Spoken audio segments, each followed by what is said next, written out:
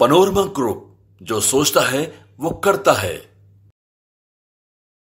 नमस्कार, भारत लाइव देख रहे हैं आप। 2024 लोकसभा चुनाव के तारीख के ऐलान के ठीक एक दिन पहले बिहार में एनडीए गठबंधन की सरकार ने मंत्रिमंडल गठन कर दिया। आनंद फानंद में हुए इस मंत्रिमंडल गठन में अब बिहार में कुल मिलाकर 30 मंत्री बनाए गए हैं। अब बात यह है कि 24 के चुनाव में क्या नरेंद्र मोदी की सरकार जाति आधारित जनगणना के आधार पर बिहार में मंत्रिमंडल का गठन किया गया है।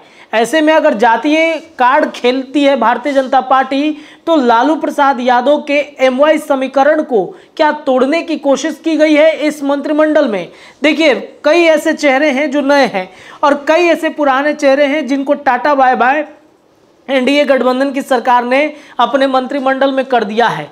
क्या भाजपा ने लालू प्रसाद यादव के समीकरण को तोड़ने की कोशिश की है? आज के इस वीडियो में हम आपको पूरी खबर विस्तार से समझाएंगे कि एमवाई समीकरण को कैसे भेदेगी भारतीय जनता पार्टी की ये 12 मंत्रियों की जो लिस्ट आई है। इस लिस्ट में सबसे पहले आप ये लिस्ट देख लीजिए, जिन लिस्ट पर कल से ही लगातार चर्चा चल रही है कि बिहार में कौन कौन से मंत्री बनाए गए हैं। तो रेणु देवी, मंगल पांडे, नीरज कुमार सिंह, अशोक चौधरी, लेसी सिंह, मदन सहनी, नीतीश मिश्रा, नितिन नवीन, दिलीप कुमार जायसवाल, महेश्वर हजारी, शीला कुमारी, सुनील कुमार, जनक राम, हरी सहनी, कृष्णनंदन पासवान, जयंत राज, मोहम्मद जमा खान, रत्नेश सदा, केदार प्रसाद गुप्ता, सुरेंद्र मेहता, संतोष कुमार सिंह, ये 12 जो मंत्री हैं, लगभग 21 जो मंत्री हैं, कल इन्होंने शपथ लिया और शपथ लेने के बाद अब चर्चाएं होने लगी हैं कि क्या ये जो लालू प्रसाद यादव का समीकरण है उस समीकरण को तोड़ पाएंगे क्या।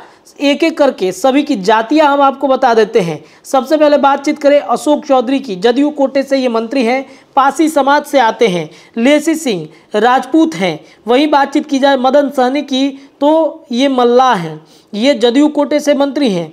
इतना ही नहीं, शीला मंडल ये धानुक समाज से आती हैं। सुनील कुमार रविदास समाज से आते हैं।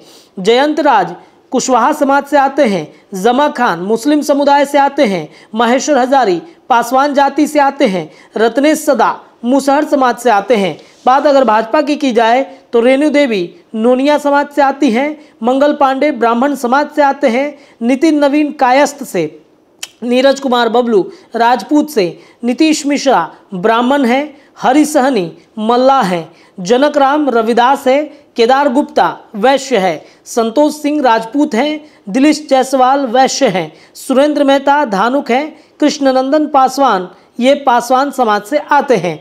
यानी कि अगर बातचीत की जाए भारतीय जनता पार्टी की, तो पिछड़े अति पिछड़े समाज से आने वाले कई नेताओं को इसमें मौका दिया गया है। जदयू की बातचीत की जाए तो जदयू में आप सबको पता है कि पूर्व में जो विजेंद्र यादव हैं, जो यादव समुदाय से आते हैं, उनको और जमा खान जो हैं उनको रखा गया है इस बार। यानी कि नीतीश कुमार ने यानी जदयू ने एमवाई समीकरण पर ध्यान दिया है। भारतीय जनता पार्टी ने एमवाई समीकरण से दूर दूर तक कोई वास्ता नहीं रखा है। तो क्या माना जाए, क्या भारतीय जनता पार्टी को अब एमवाई समीकरण की जरूरत नहीं है? क्या भारतीय जनता पार्टी को लालू प्रसाद यादव के वोट बैंक की जरूरत नहीं है? पिछड़ा अति पिछड़ा और जो एक कहा जाता है कि अब भारतीय जनता पार्टी जो है वो अगड़े जाति की एक समीकरण है, उस समीकरण को ही ध्यान में रखकर किया गया है। तो भारतीय जनता पार्टी एमवाई समीकरण पर कोई ध्यान नहीं दी, नीतीश कुमार ने समीकरण पर ध्यान दिया है। फिलहाल इस खबर में इतना ही। जुड़े रहिए भारत लाइव पर। धन्यवाद। पनोरमा ग्रुप, जो सोचता है वो करता है।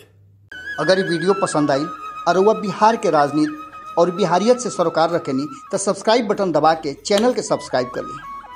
ओजे एगो घंटी बा, ओकरा बटन दबा देला से कुल सटीक और मारक खबर रुआ मुफ्त में मिल जाई। अगर रुआ पत्रकारिता के हमनी के नया प्रयोग में सहयोग कर चाहतानी तो ज्वाइन बटन दबा दी। पेटीएम नंबर नोट कर ली 9386816700। धन्यवाद।